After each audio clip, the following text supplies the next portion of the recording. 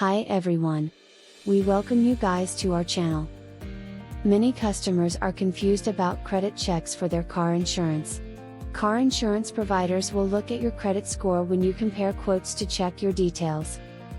So, you must clarify if you and your insurance agency require a credit check while preparing a quote for them.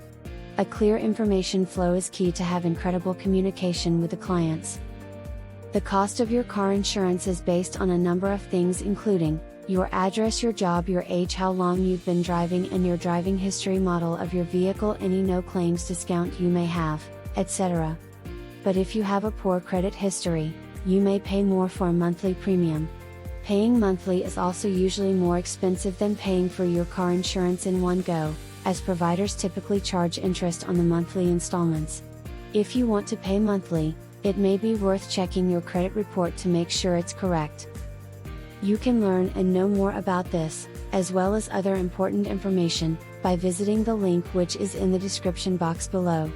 Also, if you liked the video, please do give it a thumbs up, share, and subscribe to our channel as well. Thank you for watching.